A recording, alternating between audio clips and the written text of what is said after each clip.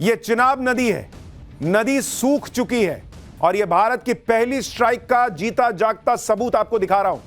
क्योंकि आपको याद होगा भारत ने जो पहली स्ट्राइक पाकिस्तान पे की थी, जो हमने आपको पाठशाला में बताया था कि बॉस बहुत बड़ी खबर है ये कि सिंधु जल समझौता जो है उसको स्थगित कर दिया गया है।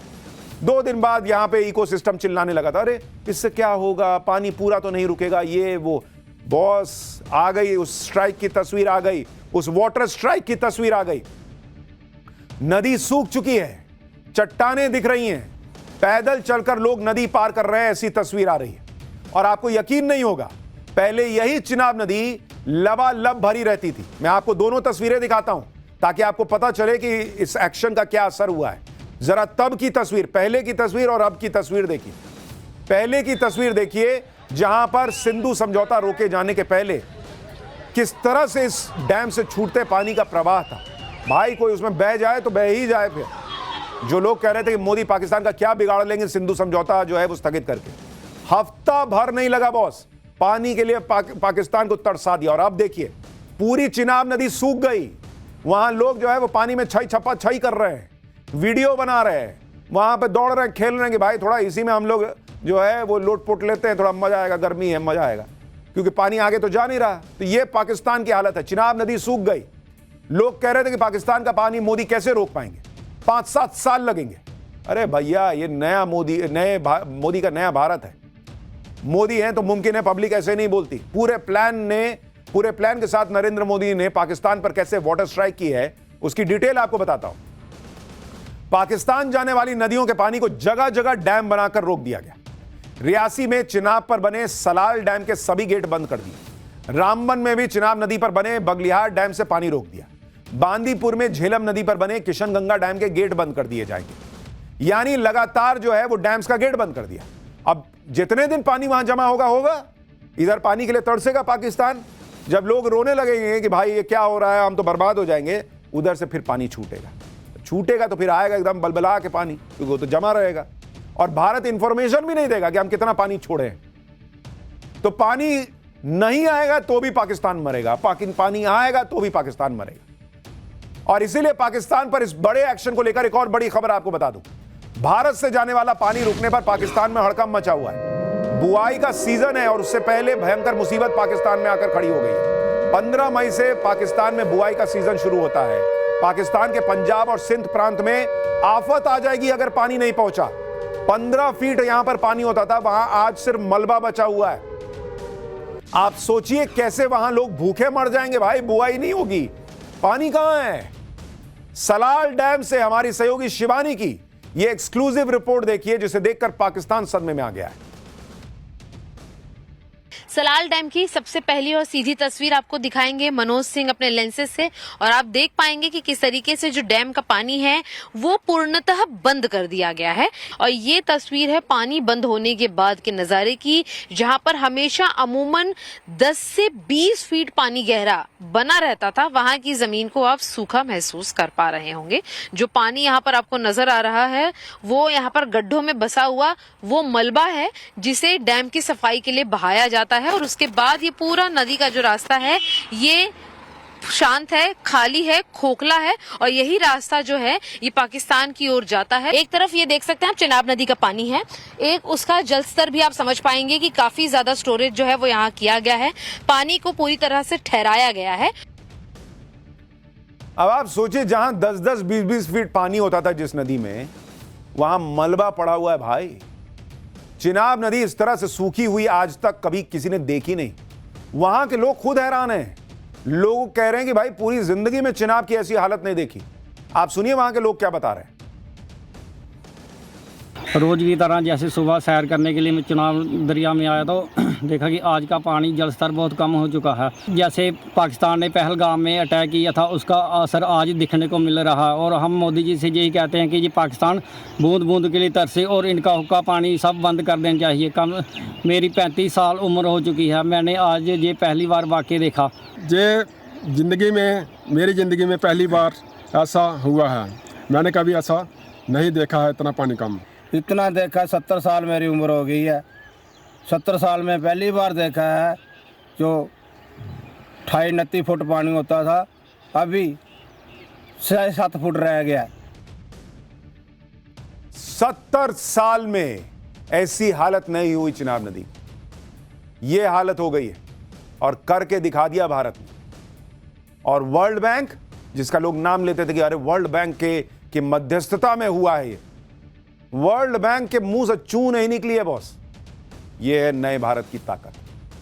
चिनाब नदी का पानी रोके जाने से पाकिस्तान की नींद उड़ गई है, क्योंकि सिर्फ 2 दिनों में चिनाब नदी के बहाव में 85% की कमी आ गई है। पाकिस्तान में चिनाब पर बने हेड मराला डैम पर सिर्फ 10,000 क्यूसेक पानी बचा है, जबकि 2 दिन पहले इस डैम में पानी का लेवल 87,000 क्यूसेक से ज्यादा था। चिनाब नदी पाकिस्तान के पंजाब और सिंध प्रांत में सिंचाई के लिए बेहद अहम है और इन दोनों प्रांत में होने वाली खेती का पाकिस्तान की जीडीपी में 21% का योगदान रहता है। यानी आप सोचिए, पाकिस्तान वैसे ही कटोरा लेके घूमता है और जिस चीज का 21% योगदान है पाकिस्तान की जीडीपी में, वहां पेच कस दिया है। वो कटोरे में छेद है भाई, पैसा गिर जाएगा पाकिस्तान का छन छन छन छन। मोदी ने नामुमकिन को मुमकिन करके दिखा दिया, लेकिन यहां भारत में अब भी कुछ लोग आंखें बंद किए हुए हैं। जैसे जमीयत उलमा हिंद के मौलाना अरशद मदनी के एक बयान पर बड़ा बवाल हो गया। आपको बड़ी खबर बताऊं, जमीयत उलमा हिंद के मौलाना मदनी के बयान पर बवाल हो गया है। पानी तो रोक दिया, लेकिन पानी कहां लेकर जाओगे मदनी पूछ रहे हैं। नदियां हजारों सालों से बह रही हैं, पानी रोकना आसान नहीं होगा, ये मदनी कह रहे हैं। अरे भाई, आप क्यों तनाव में ले रहे हो? पानी कहां लेके जाएंगे? आपके घर के बाहर तो नहीं आ रहा ना, किसी के घर के बाहर तो नहीं आ रहा ना, मैनेज हो जाएगा। लेकिन मदनी साहब बहुत तनाव में है कि पानी रोक दिया, लेके कहां जाओगे? सुनिए एक बार उनको। अरे भाई, मुझे क्या लेना है यार, पानी को कोई बंद करता है, बंद कर दो पानी को। बाबा, पानी आज से थोड़ा ही पता नहीं कितने हजार साल से सतलज, ब्यास, रावी, चुनाब, झेलम बह रहे हैं, वहां जाकर के वो दरिया सिंध बन जाते। आसान है इन दरियाओं को कहाँ ले जाओगे? कोई आसान काम है? मेरा कोई मुतालबा सरकार से नहीं है। प्यार और मोहब्बत की हुकूमत होनी चाहिए, नफरत की हुकूमत नहीं होनी चाहिए। पाकिस्तान पे एक्शन हो रहा है तो उनको प्यार और मोहब्बत की हुकूमत याद आ रही है। वो जो उधर से आए थे और धर्म पूछ पूछ के गोली मार के गए थे, सिर फाड़ दिया था गोली ने, चीथड़े उड़ गए थे, वो प्यार बांट के गए थे क्या? मोहब्बत बांट के गए थे क्या? कोई पूछे मदनी साहब से कौन सी मोहब्बत दे के गए थे वो? पानी कहां लेके जाओगे? अरे सब सेट हो जाएगा बॉस, आप चिंता मत कीजिए। रोको छोड़ो वाला हिसाब चलेगा। लेकिन यहां भारत में भी किसी को नहीं छोड़ा जाएगा और पाकिस्तान को भी नहीं छोड़ा जाएगा। हाँ, रोका पाकिस्तान को जरूर जाएगा, इसी तरीके से हर एंगल से टाइट कर। भारत में बैठे कुछ लोगों को पाकिस्तान की बड़ी चिंता होती रहती है। कोई पाकिस्तान के किसानों की चिंता करता है, कोई ये कहता है कि पानी कहां लेकर जाओगे। लेकिन इन लोगों को मालूम नहीं कि नरेंद्र मोदी बड़ी दूर की सोचते हैं। वो कोई कदम उठाने से पहले 10 कदम आगे का प्लान तैयार रखते हैं। और इसी से जुड़ी एक बड़ी खबर आपको बता दूं, पाकिस्तान को पानी रोकने के बाद मोदी का अगला कदम, कश्मीर में 2 हाइड्रो पावर प्रोजेक्ट पर काम शुरू हो गया है। हाइड्रो पावर प्रोजेक्ट की क्षमता बढ़ाने का काम शुरू हो गया। यानी जो पाकिस्तान धमकी दे रहा था कि एक ईंट लगी तो ये कर देंगे, वो कर देंगे, ईंट लगनी शुरू होने वाली है और शुरू हो गई है। हाइड्रो पावर प्रोजेक्ट की क्षमता बढ़ाने का काम शुरू हो गया है। जो लोग ये कहते थे कि कैसे होगा, एक दिन में नहीं हो सकता, अरे एक दिन में नहीं होगा तो किसी दिन तो शुरू करना होगा। पाकिस्तान का हाल यह है कि इनके पास खाने को दाना नहीं, लेकिन भाषणबाजी, अरे भाई साहब, फुल प्लेट करते हैं। उसमें क्वार्टर प्लेट, हाफ प्लेट भी नहीं करते, फुल प्लेट भर के ये भाषणबाजी करते हैं। 2 प्लेट भाषणबाजी लगाना, ये तुरंत लगा देंगे, कोई कमी नहीं है इनके मुंह से बोलने में। लेकिन भारत से अगर पंगा लिया तो पाकिस्तान बर्बाद हो जाएगा। और मैं ये ऐसे ही नहीं कह रहा हूं, आपको बड़ी खबर बताता हूं। हमारे पास लगातार जितनी खबर आ रही है आपको बताता जा रहा हूं। इंटरनेशनल रेटिंग एजेंसी मूडीज ने पाकिस्तान को वार्निंग जारी की है कि भारत से दुश्मनी लेकर बर्बाद हो जाएगा पाकिस्तान। भारत से युद्ध हुआ तो पाई पाई को तरसेगा पाकिस्तान, ये रेटिंग एजेंसी मूडीज कह रही है। भारत से तनाव बढ़ने पर पाकिस्तान को विदेशी फंडिंग रुक जाएगी, पाकिस्तान की अर्थव्यवस्था युद्ध से तबाह हो जाएगी, मूडीज कह रही है। और मूडीज दुनिया की बड़ी रेटिंग एजेंसीज में से है। ये सारी रेटिंग एजेंसीज कह रही हैं कि भारत जो है वो ऐसे ही तरक्की करता रहेगा, लेकिन पाकिस्तान, भाई तुम बर्बाद हो जाओगे। मूडीज कह रहा है, अलग अलग रेटिंग एजेंसीज कह रही हैं कि तुम ढूंढे नहीं मिलोगे मैप में कि कहां हो तुम। मूडीज की रिपोर्ट में कहा गया है कि युद्ध से भारत की आर्थिक सेहत पर तो खास असर नहीं पड़ेगा, लेकिन पाकिस्तान की बची खुची अर्थव्यवस्था खस्ता हो जाएगी। ना तो उसे कोई लोन देगा, ना किसी का लोन चुका पाएगा पाकिस्तान। उसका बचा खुचा विदेशी मुद्रा भंडार भी खत्म हो जाएगा, क्योंकि भारत से युद्ध लड़ने चला पाकिस्तान भारत की आर्थिक ताकत के सामने नहीं टिक सकता। और मैं आपको आंकड़ों से बताता हूं, भारत के पास आज की डेट में 686 बिलियन डॉलर का विदेशी मुद्रा भंडार है, जबकि पाकिस्तान के पास सिर्फ 16 बिलियन डॉलर का विदेशी मुद्रा भंडार है। मात्र 16 बिलियन डॉलर, कहां 686 और कहां 16, यानी भारत के पास 42 गुना ज्यादा विदेशी मुद्रा भंडार इस वक्त मौजूद है। भारत की जीडीपी 4.2 ट्रिलियन डॉलर की है, जबकि पाकिस्तान की जीडीपी मात्र 348 बिलियन डॉलर, यानी 10 गुना कम जीडीपी है पाकिस्तान की। भारत की जीडीपी की ग्रोथ रेट 6.6% है, पाकिस्तान रेंगता हुआ 2.6% से बढ़ रहा है, वो भी दुनिया से उधार लेके। ये मतलब मुझे नहीं समझ में आ रहा भाई, ये क्यों ये सब तमाशा कर रहा है। पाकिस्तान पहले से पस्त है, और अब जिस तरह से नरेंद्र मोदी ने पूरे पाकिस्तान को एक टांग पर खड़ा होने के लिए मजबूर कर दिया है, उससे पाकिस्तान की हालत 10 दिन में खराब हो चुकी है। और आपको अगली खबर बताता हूं, युद्ध से पहले पाकिस्तान को जबरदस्त नुकसान हो गया है। मोदी के डर से 10 दिन में ही पाकिस्तान कंगाल होने की तरफ बढ़ रहा है। सेना जो अलग अलग जगह ये लगा रहे हैं कि इधर से टैंक लेके उधर जाओ, ए भाई तुम 4 लोग उधर जाओ, 2 मेरे पीछे आओ, 2 मेरे पीछे, उसके पीछे जाओ, उसी में सेना को इधर उधर सेट करने में पाकिस्तान के 5,000 करोड़ रुपए खर्च हो गए। ये भाई 5,000 करोड़ रुपए भारत के लिए बड़ी बात नहीं है भाई, 5,000 करोड़ रुपए कोई बड़ी चीज नहीं है एक बड़े देश के लिए, भारत जैसे बड़े देश के लिए। लेकिन जो भिखारी है, जो भीख लेके आया है, वो 5,000 करोड़ रुपए 10 दिन में बिना युद्ध शुरू हुए खर्च कर दे रहा है। सोचिए युद्ध शुरू हुआ तो उसका क्या होगा, क्योंकि पाकिस्तान पाई पाई को मोहताज है, उधार लेके देश चला रहा है। 5,000 करोड़ रुपए ऐसे देश के लिए बहुत बड़ी बात होती है।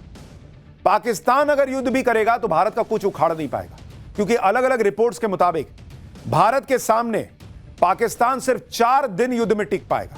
पाकिस्तान के पास सिर्फ 4 दिन के युद्ध का ही गोला बारूद मौजूद है, और इस कमी का सबसे बड़ा कारण भी खुद पाकिस्तान है।